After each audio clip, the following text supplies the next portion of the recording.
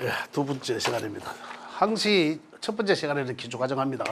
기초과정을 3, 40분 하고, 그 다음에 중급 내지는 또 고급. 중고급은 지도가 거의 비슷합니다. 그래서 그 시간대에 어떤 질문이라도 다 받을 수 있도록 그렇게 하겠습니다. 기초과정에서는 제가 또 그 이야기를 할 때 혹시 그 질문 내용이 있으시면 이야기하셔도 됩니다. 예. 자, 지난 시간에 이야기했는 내용 혹시 기억하세요? 지난 시간에는 얘기만 했어요. 얘기만 했죠. 네, 무슨 말인지 하나도 못 알아요. 예. 야, 명리학에서 가장 중요하고 가장 쉽게 수용을 하고 하려고 하면 이 자연이 변화하는 내용입니다. 이 자연의 변화이라는 것도 굉장히 어렵게 느껴지거든요. 근데 우리가 잘 생각해 보면 그 하나의 우리가 봄, 여름, 가을, 겨울로 딱 정해진 틀에서 변화합니다. 실은요. 그래서 그걸 우리가 하나의 변화하는 메커니즘이다라고 표현을 하거든요.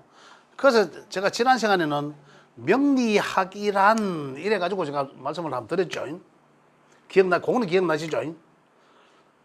한문으로 제가 한자로 목숨 명자를 쓰고, 그죠? 이쪽으로 써야 되겠네. 그 다음에 다스릴 리 이치리를 쓰고 했잖아요. 기억나시죠? 예? 안 했어요? 오. 질문하고 대답하고 그거만 했구나. 그런 이야기만 했다는구나. 죄송합니다. 알겠습니다. 그러면 명리학의 근본을 좀 이해를 좀 하실 수 있도록. 그 다음에 그러면서 명리학이 우리가 배우는 어떤 그런 흘러가는 과정, 그죠? 이제 그런 것들에 대해서 잠시 제가 좀 말씀을 드리도록 하겠습니다. 명리학이 쉽습니다. 쉽다는 걸 제가 말씀드릴게요. 자, 요게 무슨 명리학이라고 하면 일반적으로 사주 보는 거잖아요. 그 이상 이 얘기 할 수 있으신 분 계세요? 그 이상 이 얘기 하실 수, 명리학에 대해서 사실은 잘 없어요. 명리학을 상당히 좀 배웠다 하시는 분들도 다 거기에서 사주 명리에서 딱 끝납니다. 사주는요. 그러나 거기서 좀 더 우리가 깊이 있게 들어가면 굉장히 이 학문이 제가 지금부터 말씀드려보면 이게 그런 학문이구나라는 우리 선생님들 다 알고 계시거든요. 그래서 이런 학문이구나 이제 이렇게 이해하시면서 이제 그 명리학을 이제 제대로 이해하실 수가 있습니다. 그래서 이제 명리학이 어떠냐 말씀드려보면 우선 한자풀이부터 한번 해보면요. 요거는 이제 목숨명이다. 목숨. 우리 얘기는 목숨. 숨통이 살아있는 이 목숨 요 명이죠. 명자인 명. 또 요거는 우리가 명령할 때 이제 써야지는 그런 명자예요. 그다음에 요거는 이제 이치리. 그다음에 다스릴 리. 요렇게 이제 써야집니다. 이 학은 이제 배운다. 이제 요러한 학문을 배운다라는 건데 요걸 풀어보면 이렇습니다.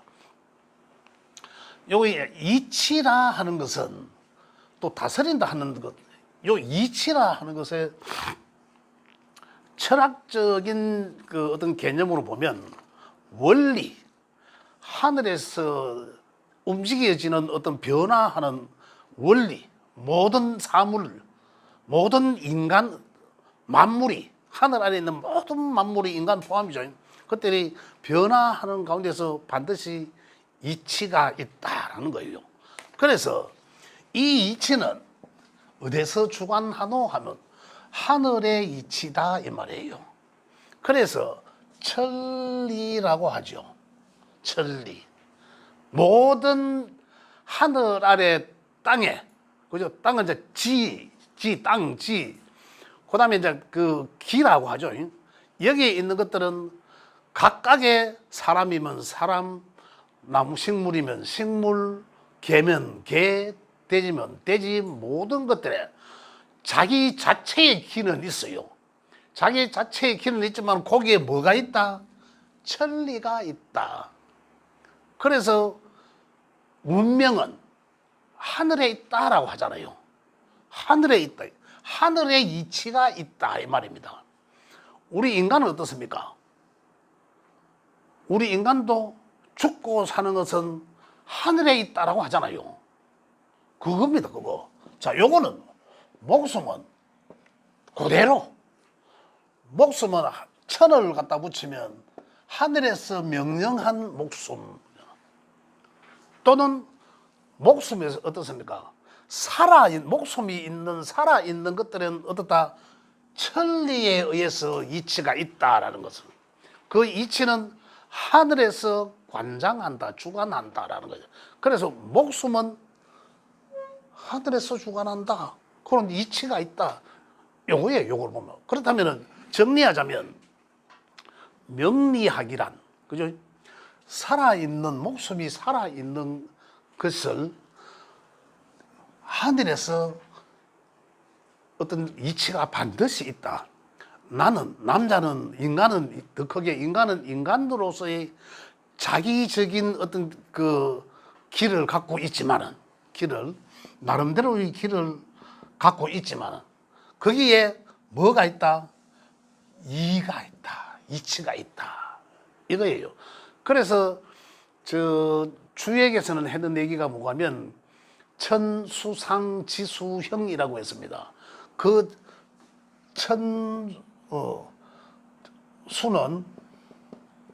천수상은 하늘에서 상을 들이우고 나요. 그 다음에 이 지수형은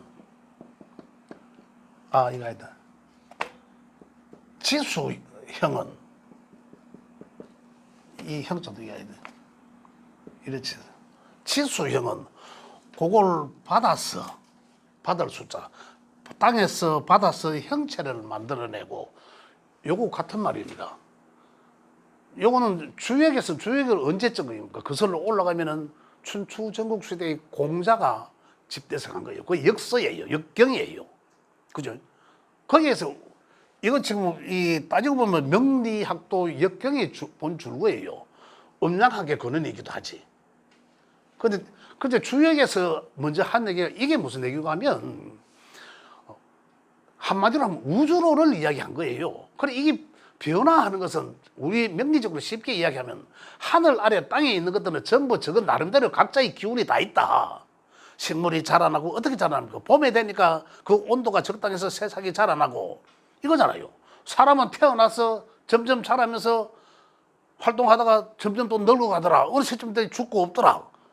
이거잖아요. 이거보다 왔다 가는 거거든요. 이걸 음양학적으로 표현한 거죠. 이제 역사에서는. 그런데 이런 것들 각각이 살아있는 그 어떤 것들에 대해서는 자기 나름대로의 어떤 그 자체의 기운이 있지만은 거기에다가 뭐가 있다? 반드시 하늘의 천리가 개입돼 있다 이거예요. 천리가 있다라는 거지. 그럼 우리 죽는 게 다 바로 그런 거잖아요. 이제 이런 게 있다. 이게 이제 이후 세대에 가면 어디라면 이제 이 중국 이 역경은 이제 동양 역사이기 때문에 이제 중국에서 발달된 거죠. 그래 이제 이 중국에 이제 이 당나라 때 오면 이해중 선생이라고 들어보셨을 거예요. 그 이해중 선생이 이제 그 이 명리학을 하나 집대성하는데 그게 뭐냐면 우리가 하는 명리학하고는 달라요. 당사주라고 들어보셨을 거예요. 옛날에 그림책 같은 거. 그거는 이렇게 학문적인 게 아니라 그거는 이제 그림책을 보는 요령만 알면 다 합니다. 생년월일을 보고 몇 년도 몇 월 며칠 하면서 보는 그게 있어요. 그걸 보고 다 하거든요. 그럼 그건 학문을 배우는 게 아니고 그 보는 그 방법만 배우는 거예요. 그래서 그거에 대해서 상당히 그거는 띠로만 봤거든요.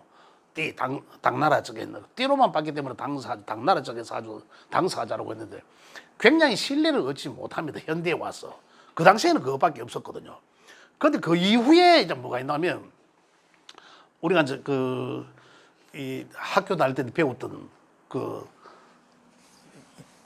주자예요, 주자학이라고 들어보죠. 그 주자학의 논리가 뭐냐면 이기론입니다. 예. 일이 있잖아요. 천리. 이리기론이죠. 이기론. 요게 제가 이야기했는 그겁니다. 모든 만물에는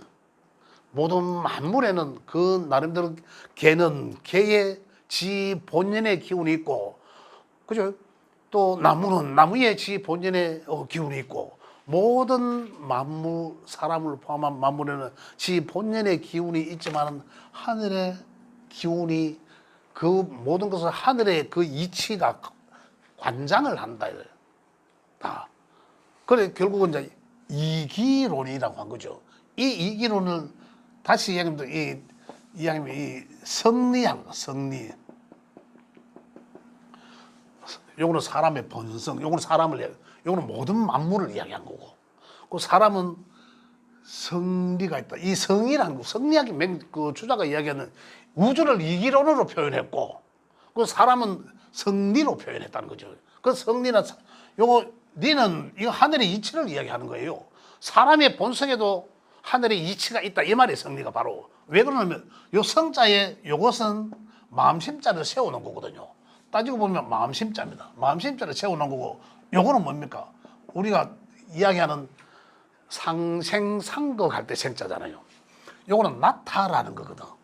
나타. 그래서 결국은 마음이 놓는 곳에, 마음이 생기는 곳에, 이 말이거든요. 사람은 마음이 생기는 그곳에 바로 하늘의 이치가 있다 이거예요. 이것을 그래서 이 좀 더 들어가면 공자, 맹자, 성선설, 손자, 성학설 이런 얘기 나오지만 우리는 여기까지만 해요.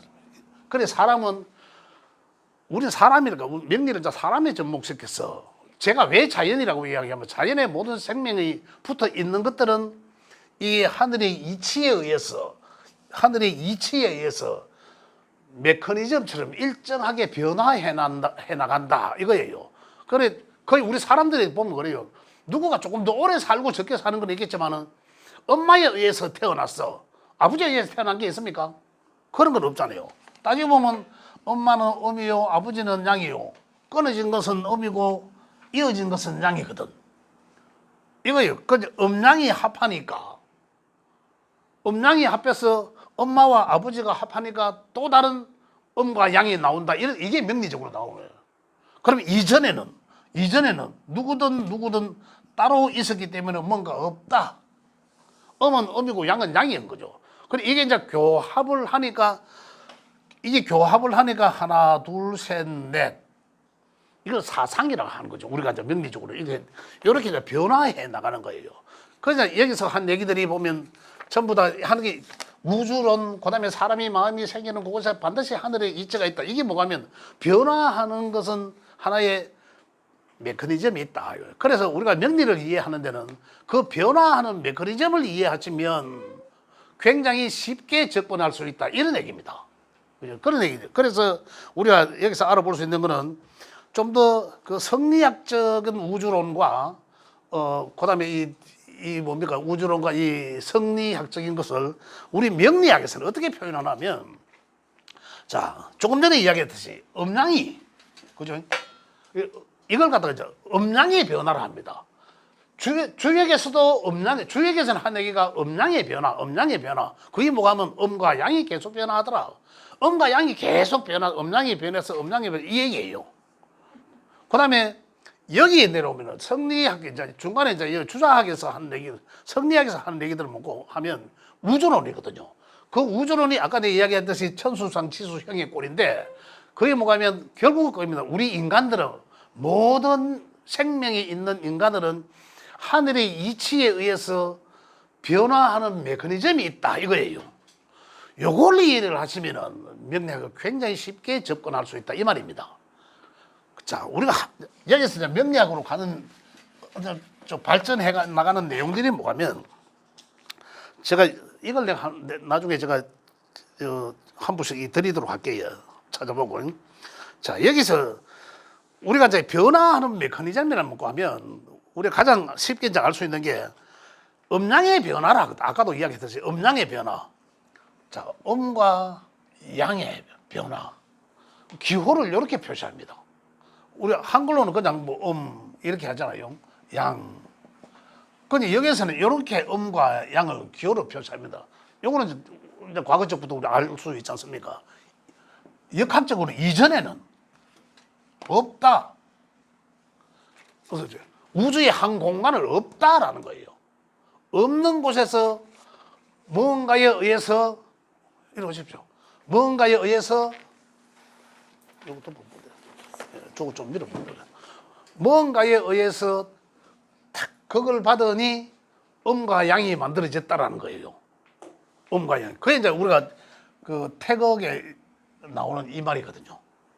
이게 이제 음양을 이야기하는 거잖아. 그 따지고 보면 무극에서 아무것도 없는 우주 공간에 뭔가에서 의해서 음양이 만들어졌다는 거죠. 하늘과 땅이 만들어졌다라는 거예요. 이게 이제 우주 탄생론이에요. 이걸 우리 역사에서는 어떻게 표현합니까? 이걸 좀 무극이라 했고, 거기에 음과 양이 만들어지더라라는 거예요. 이걸 이제 우리 생명의 탄생론을 갖다 붙이면 어떻습니까? 무극은 각각의 음과 양은 따로 있는 거예요. 따로. 아니면 이전에는 뭔가 교합이 없기 때문에 없다라는 거죠. 무로 표시하는 거라. 무로. 없다.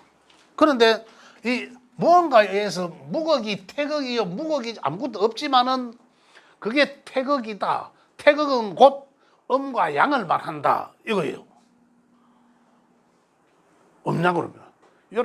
음과 무극이 이 역에서 하는 얘기, 명리학에서 하는 얘기예요. 그냥 학문적으로 얘기하면 그냥 무극이 태극이요, 태극이 음양으로 변하고 음양이 교합하니까 어떻습니까? 하나, 둘, 셋, 뭔가 네 개의 방향이 만들어지고 이거예요. 이걸 갖다가 우리 명리에서는 뭐라고 합니까? 사상이라고 이야기하죠. 또 어떻습니까? 이걸 또 하나의 봄, 여름, 가을, 겨울, 겨울에서 다시 봄으로 오고 이렇게 변화하더라는 거예요. 이렇게. 그죠? 그래, 자, 우리 여기서 다시 이제 정리하자면, 자, 명리에서 이제 이 변화하는 메커니즘을 이야기하면, 자, 생명이 탄생한 거죠, 여기는. 그죠? 탄생하면, 그죠? 탄생하면 아들이든 딸이든 암놈이든 쑥놈이든, 그죠? 그게 이제 음과 양을 이야기한 거죠. 이렇게 변화하고, 그죠? 그 다음에 이 변화한 것들은 어떻습니까? 식물이든, 뭐, 나무도 암수도 있잖아요. 은행나무도 암수가 있잖아요.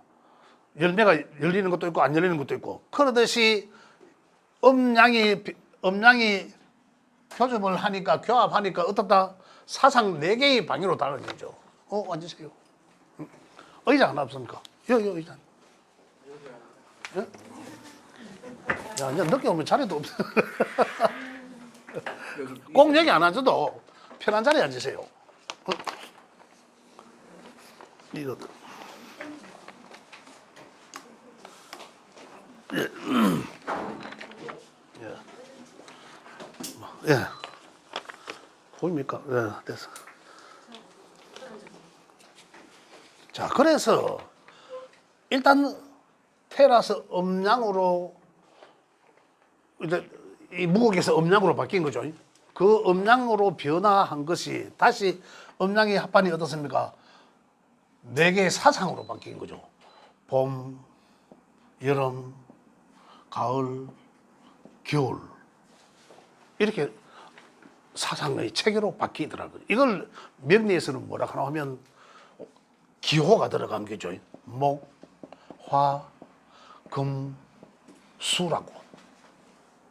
여기 이제 4개의 사상, 기호를 갖다 붙여요. 기호를 붙여서 변화하는 것을 일정한 변화를 우리가 이제 읽고 해석을 한다는 거죠. 가운데는, 요 가운데가 이제 이 토라고 모든 만물에 땅, 부여하는 것, 내가 부여하는 것. 이래서 결국 4개 계절에 목은 봄이라 했고, 화는 여름이라 했고, 금은 가을이라고, 겨울은 수라고 했는데, 여기 봄, 여름, 가을, 겨울로 변화하는데, 하나의 이 제공하는 그 중간에 교차점이 되는 토를 넣어서 사상과 오행이다. 이제 이런 이 기호를 갖다 부여한 거예요. 자, 여기서 변화하는 것을 보면, 자, 변화하는 거는 봄이라는 건 어떻습니까? 우리 1년에 가장 먼저 시작하는 때가 봄이죠. 봄. 사람은 어떻습니까? 사람은 시작하려는 거 태어날 때부터 시작하잖아요. 태어나기 전에는 시작하지 않으니까 사람은 태어나서 그럼 어린아이, 그죠? 어린아이. 또 이걸 이제 이 목의 기운적으로 보면은 모든 생명의 시작하는 곳 이거거든요. 그래 목의 구간에서는 다시 이야기하면은 목의 에너지는 시작하는 것이구나라는 거예요. 시작하는 것이구나.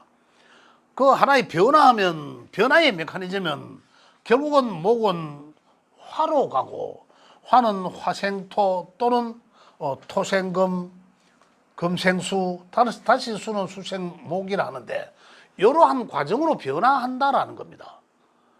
요걸 우리가 읽어내자는 거죠. 자, 어떻게 변화? 다시 말씀드리면 시작해서 식물들은 어떻습니까? 시작해보니 자라다가 꽃을 피우죠. 그죠? 그 꽃을 피우고 또다시 가을이 되니까 열매가 맺고, 그죠? 그 다음에 겨울이 되니까 열매를 떨어주고 다시 만물이 다 뿌리로 모든 자양분이나 모든 것들을 뿌리에 다 내려가고 그것은 죽은 모습과 같다라는 거잖아요. 그때는 뭡니까? 이렇게 시작해서 자라온 에너지들이 겨울에는 휴식하더라. 휴식하더라. 생각하면서 휴식한다. 이러한 메커니즘을 통해서 변화하더라라는 거죠. 자, 사람도 생명이 있는 것들을 식물로 보면 이렇거든요. 사람들은 어떻습니까? 사람이나 동물들은 어린 것으로 태어났어. 같이 태어나면 전부 덩어리가 크든 작든 뭐 몇 킬로가 되든 몇 그램 되든 간에 다 그 나름 그 생을 시작하는 것이다. 그 목에 의해서 시작하는 거다. 그다음 야들이 조금 자라죠. 청소년기로 지나갑니다. 인생이 사회적으로 굉장히 활동할 시간이 옵니다. 그런데 점점 더 자라서 많은 활동을 하는 구간은 우리는 화라고 오행적으로 기호를 갖다 붙였습니다. 그럼 왕성하게 사회적 활동을 하다가 이런 얘기예요. 생왕하고 그다음에 금으로 토에 의해서 금으로 넘어가는 거죠. 토 넘어가면 어떻습니까? 토는 결국은 왕하게 인생을 잘 멋지게 살다가 왕성하게 살다가 그러면 다시 점점 더 수렴해 나가고 가을이 되는 거 어떻습니까? 우리가 이걸 생각해 보면 됩니다. 어떤 하나의 식물들을 보면 이 자연에 있는 나무들을 보면은 봄이 되면 어떻습니까? 이 모든 것들이 지하에 있는 이 자양분들을 계속 끌어올려서 그죠? 이 나무들이 자라면서 전부 파릇파릇하게 생명을 붓습니다. 생명이 붙어서 어떻습니까? 계속 확산돼 나가면서 자라죠. 생명이 새로 자양분을 끌어올리는 뿌리에 있는 자양분을 끌어올리는 시기가 바로 봄의 시기입니다. 그래서 우리는 이때를 기호를 봄의 시기니까 목의 에너지다라고 부여한 거고 그 다음에 점점 더 확산해 나가는 것을 어떻다. 확산해 나가서 꽃을 피우고 그죠? 꽃을 피우고 아름답게 태양을 받아서 꽃을 피우고 그죠? 그 다음에 꽃을 피우고 나니까 어떻습니까? 가을로 접어들면서 이 꽃을 계속 꽃만 피운 게 아니라 꽃을 피우고 점점 더 확산해 나가려고 그 생명을 이 번창하게 자꾸 나가려고 함이 아니라 어느 정도 되니까 딱 중도에서 스톱하더라라는 거죠. 곧 스톱하는 에너지가 토라고 하더라. 그래 토는 결국은 계속 나가고 활동하고자 하는 이 에너지를 그만 자라 이거잖아요. 토라는 에너지가 그렇다 이 말입니다. 화는 계속 나가 이거고 목은 자라기 시작해 이거고 이렇게 기호를 갖다가 이해를 하셔야 된다는 거죠. 자, 토에 의해서 그러면 토는 계속 자라나가는 것을 그만하게 하면서 다시 본래로 들어가거라 수렴하거라 라는 요 에너지를 요거는 양의 에너지와 음의 에너지죠. 음양적 에너지를 동시에 하더라. 그래서 여기서는 여름이거든. 이때가 여름에서 가을로 넘어가는 시기잖아요. 토는 그 시기 되니까 더 이상 자라지 않고 다 자란 것들이 그만 자라면서 어떻습니까? 꽃이 활짝 피었다가 꽃이 더 피지 만개라고 표현하지 않습니까? 그 점에서는 어떻습니까? 다 꽃들이 떨어집니다. 저 나무 꼭대기에 있던 것들이 다시 거꾸로 본래대로 어디 본래 뿌리로 자연분을 끌어내리는 거예요. 본래대로 내려가게 하는 에너지가 토라고 했고, 그래 시작하니까 어떻다? 여기 있는 것들이 다 꽃들이 떨어지고 나니까 열매만 나와 있죠. 열매만. 열매가 언제 맺습니까? 가을에 맺죠. 이러한 상황에 에너지를 금으로 표현한 거예요. 그러면 금이라 하면 꽃잎이 떨어지고 열매가 나온 시기를 말하고 가을에, 그죠? 가을의 성정을 금 또는 이제 뭔가 이 부품한 이 외적 화려함을 떠나서 뭔가 결실이 있는 거 이런 것들. 금의 에너지 성정은 그러한 거다. 이렇게 이해하시면 되죠. 그러니까 지금 아까 토에서 가을에 넘어갔습니다. 금의 성정. 그럼 금의 성정에서 지나고 나니까 그러면 이 열매들이 아주 왕성하게 잘 익었다가 겨울이 다가가면 어떻습니까? 요것들이 이제 점점 자양분들은 전부 뿌리로 본래에 나왔던 뿌리로 다 들어갑니다. 뿌리로 들어가면서 이 과일들은 어떻습니까? 이 결실들은 다 떨어지거나 따서 따로 보관해서 그 다음에 새로운 봄에 또 뭔가 새로운 씨앗을 만들어내기 위함에 활용을 하잖아요. 그래서 그 시기를 겨울이라 해요. 그럼 겨울은 추수를 다 끝나고 나서 그래 한생 다 살아보고 나서 휴식하는 공간이다. 그래서 그 다 내려가고 겉은 아무것도 없지만 겉에는 다 죽은 듯이 아무것도 없잖아요.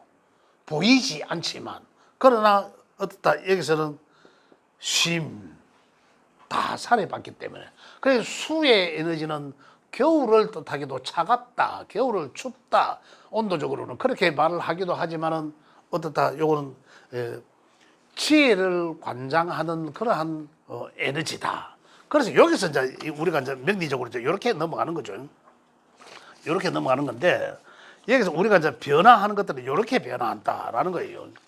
자, 변하면 자 여기서 변하면 자 요걸 이제 어떻게 표현하냐면 그 사상이라 하면 봄, 여름, 가을, 겨울로 변화하더라라는 걸 이야기하는 거고 오행이라면 그것을 오행 목, 화, 토, 금, 수 요걸 오행이랍니다. 요 오행을 5가지 기호로 붙여서 오행을 말한다. 그죠?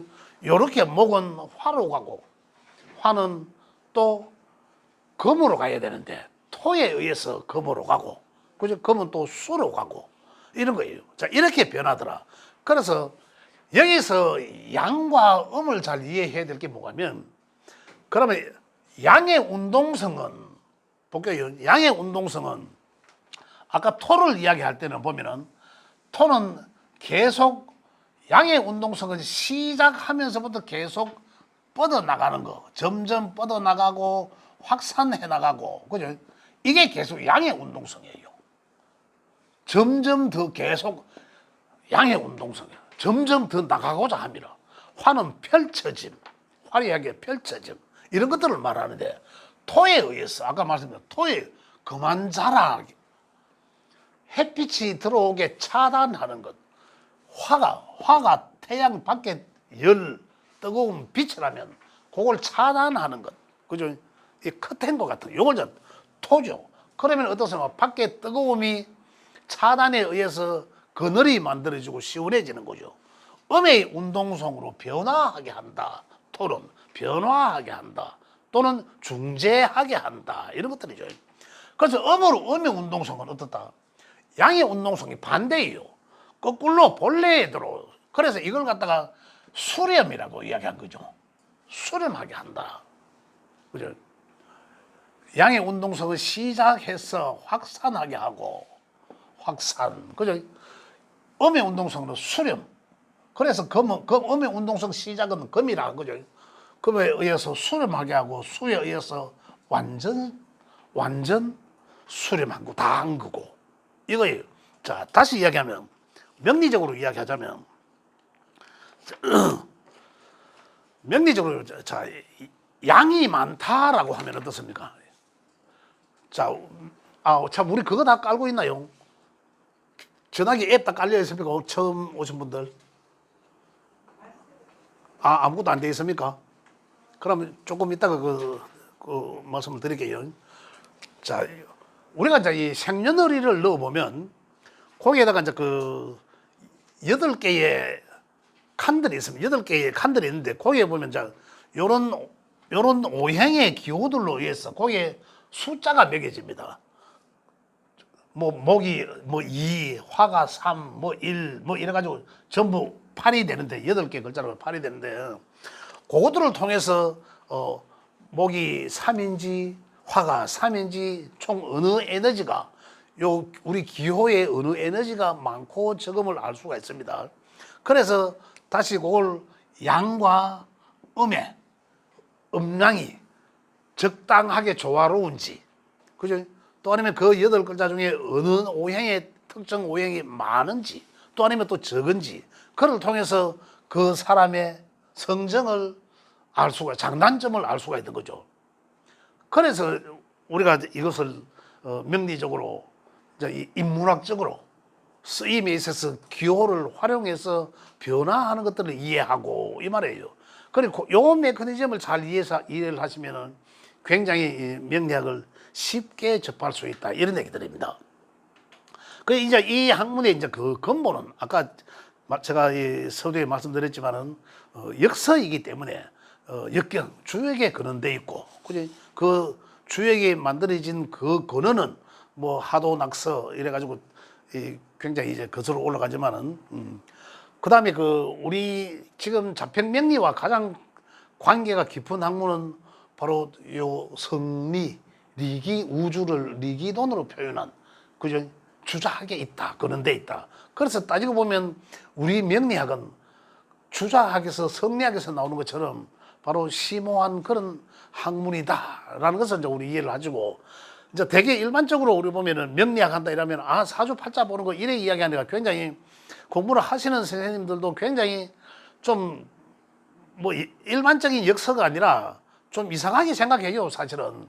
근데 그럴 이유는 전혀 없다. 그건 그 사람들이 잘 몰라서 하는 얘기고, 진짜 이걸 인문학적 가치 있는 학문으로 쓰고자 하면 제대로 이해를 하시면 된다, 이거예요. 옛날에 주역이 어떤 학문이고 선생님도 아시겠지만, 주역을 통해서, 주역은 공자가 완성된 거예요. 그 주역은 점학입니다, 점. 주역을 통해서 보는 걸 점을 봅니다. 그러나 그 외적 인문학적으로서는 얼마나 가치 깊은, 심오한 학문이면서 깊은 가치가 있냐는 거죠.